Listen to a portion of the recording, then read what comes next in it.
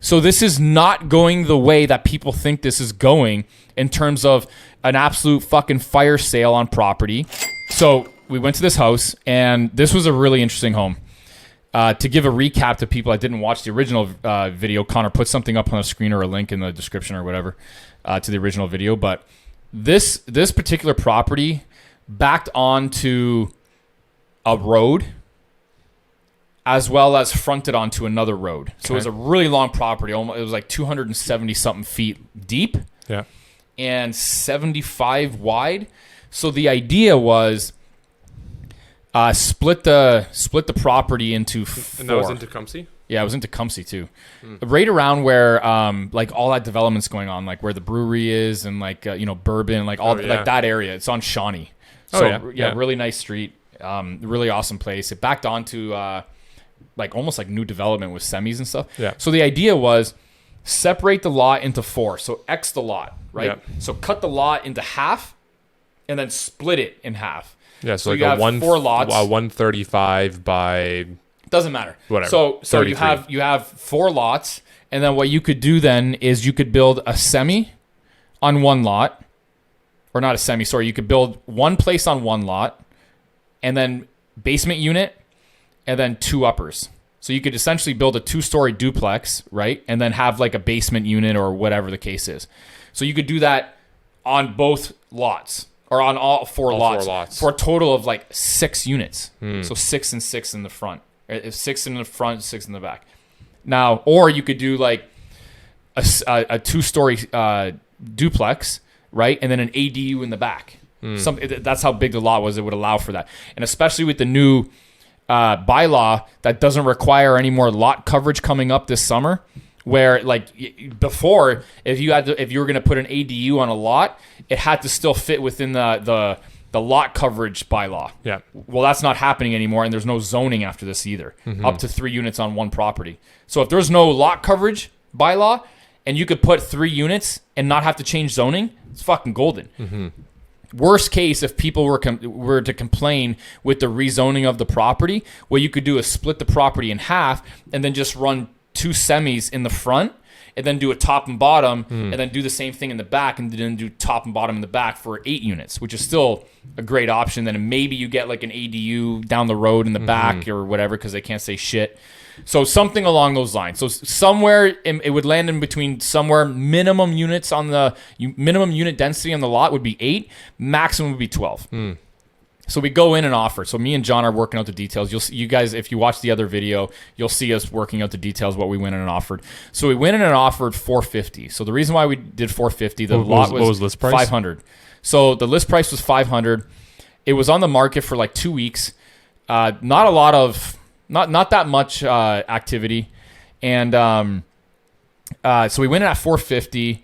Thinking like we would end up somewhere in between like $450 and $500, so like a $475 or whatever price point, something like that. So John advised doing that because the market has softened and there was no other offers, right? There's no multiple offers. So we get a response back saying there's another offer coming in. So we're like, fuck, god damn it. So we went in with like a condition of inspection and financing. The reason why we went in with a condition of conditions was because we wanted to go to the city and see how viable it was to accomplish like what we wanted to accomplish with the zoning and all that kind of stuff. If they had any kind of grievances with what we wanted to do and plan.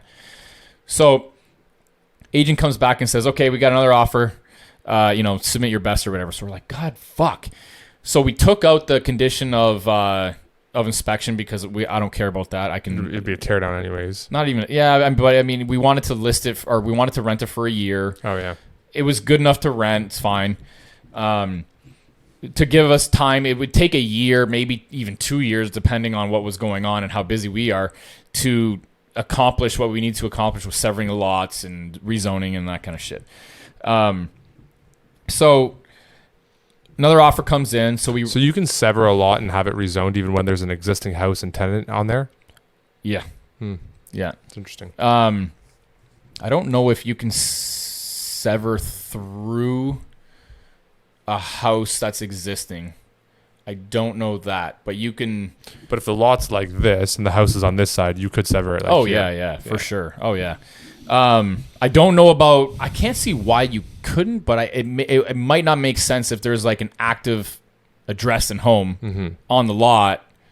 I don't know. I'm not an expert. Maybe somebody knows down below. If you want to comment, go ahead. I could shoot a text message to somebody that I know at the zoning department, but whatever. Fuck, it doesn't matter.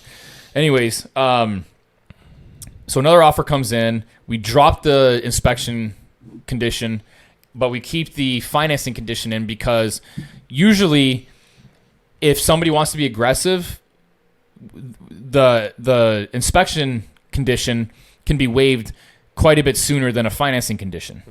So if John can't get the answers from the township in time, we have more of a window to do that with the financing contingency. Does that make sense? Yeah. So because the agent can push you, like the agent's not going to give you, 4 weeks to do an inspection. They're not going to do that, but they would probably give you 4 weeks or not have to push you inside of 4 weeks for a financing condition.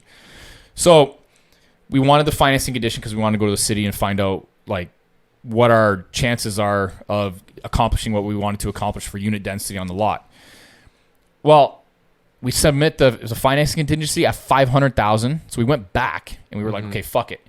We want it to end up somewhere in between $450,000 and $500,000, but I'm not going to cry about $25,000 because in the grander scheme of things, it's fuck all. Right? Yeah. You know how I operate. Yeah.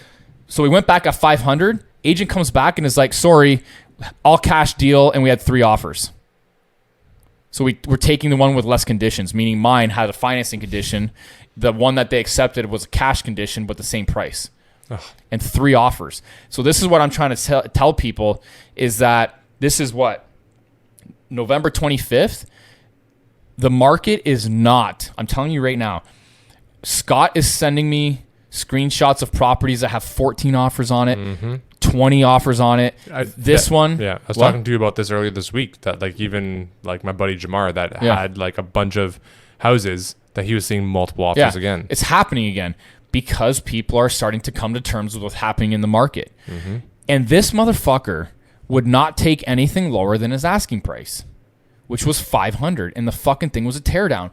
And the lot on the 2 lots I would split, each lot would go for $25,000, even in the height of the market back then.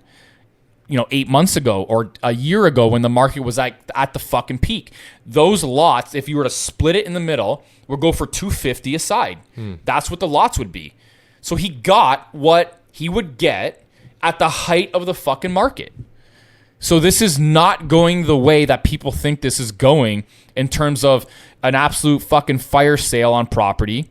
And we're going to have like mass foreclosures. It's just not. And I saw this the other day too, and people were like, oh, I can't wait for the fucking wave of foreclosures to come. And some guy was like, there's actually nothing indicating this is going to happen. And I fully agree. There's more indicators right now that show the market is going to continue going up, maybe not at the speed it was, but it's going to continue going up from here versus going down from here. There's way more indicators showing it's going to go up than down. Way more. But people seem to think that it's going to continue to go down or it's going to tank over a certain amount of years. And here we are again. Yeah. And then what's going to happen? Those people are going to get fucking burned on opportunities and opportunity cost because they never fucking put their capital into something now when is actually arguably the bottom of the market of what we're seeing now.